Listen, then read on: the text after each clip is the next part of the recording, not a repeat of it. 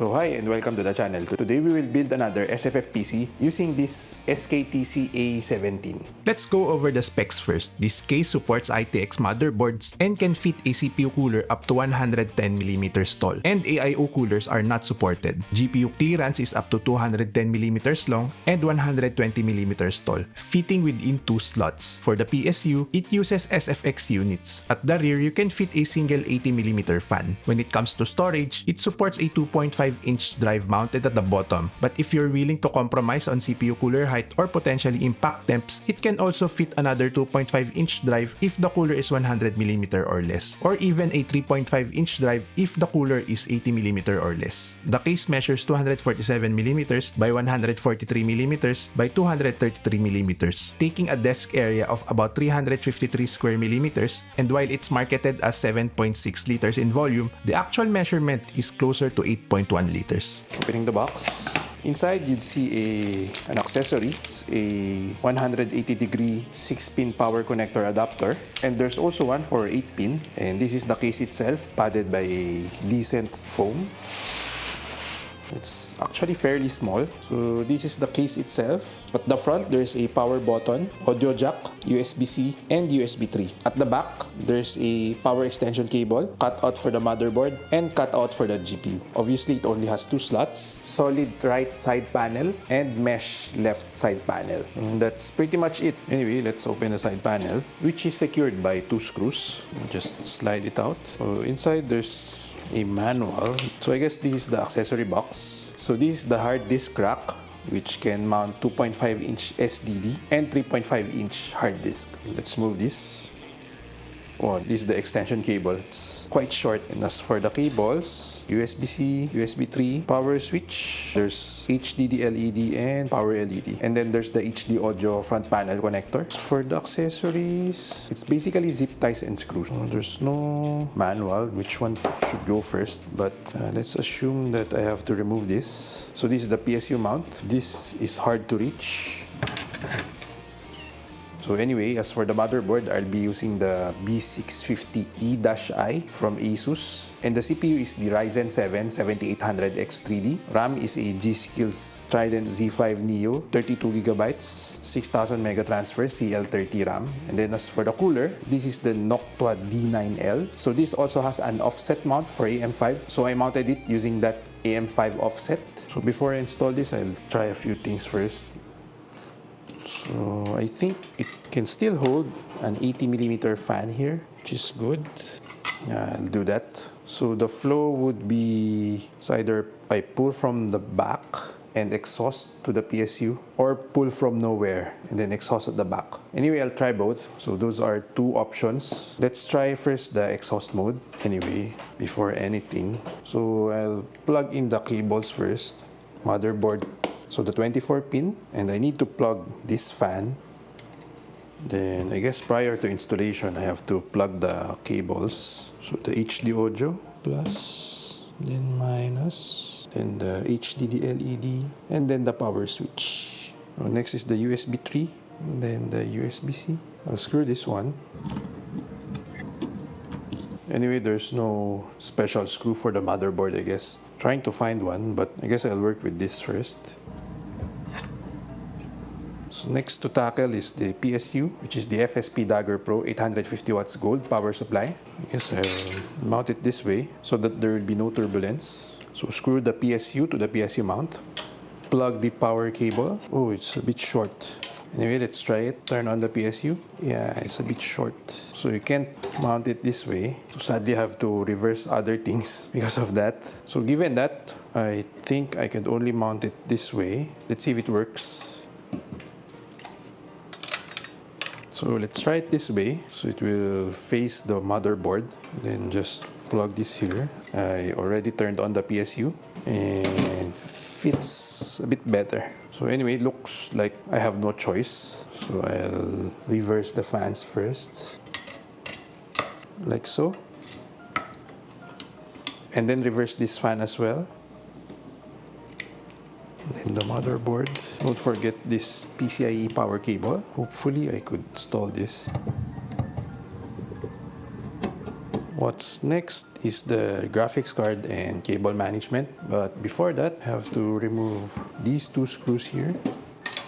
And as for the graphics card, I'll be using this Gigabyte RTX 4060 Ti, 16GB Wind Force. So we'll just drop this in and hope for the best. Like really hope for the best. Because this is a lot of mess and a lot of cables. So this board here is blocking the GPU. It's not good. Make sure to make way for the GPU. Okay, so I can't push it forward. Not sure it can be seen, but that part is blocking the GPU, which makes it very hard to install this GPU. I'm not even sure how do I install it at this point. Let's try a few things. Oh, hindi nagsushoot. Ito, nakaharang siya. So the other problem is that this is too tall, like this extra height here. So again, tough to install. Anyway, this is already being blocked here, as you can see. It's actually kind of intriguing. How should it be done? If only this part isn't blocked, then I think it could fit. So if you have an angle grinder, you can remove this part. So for sure the rigidity would not be the same, but at least you can mount a somewhat slightly taller graphics card as well. I guess I'll give up for now. I tried around 10 minutes or 15 minutes of trying to install this thing. So again, the problem is this height here. So even if I manage to remove this cooler and this PSU, I may have easily slide the graphics card into this position, but the problem remains is this guy here. So of course, like any graphics card, I have to put it in this slot, but I can't push it forward anymore because it's already being blocked. Then I can't push it down because of the motherboard itself, right? So it's like, it's either I'm doing something wrong, but yeah, I cannot slide this forward any further. But if I try to lift it up a bit, right, just to plug it to the motherboard slot, then it will hit already the shroud of the GPU. So given that, I'll install this Zotac RTX 4060 Solo, which is probably easy because I just have to slide it here. If you look at this, the height is just right. So I'm already in the motherboard slot, and then just have to push it a bit. And there, installed. If you plug this cable directly to here, this will not fit the side panel. Put these guys here, just smash it here, just for demo purposes. Then this will be fighting the side panel because of the cable here. So yeah, you really need the adapter. Given that, plug this here. Oh, it doesn't fit this way. It fits the other way. Wow, it doesn't fit this way.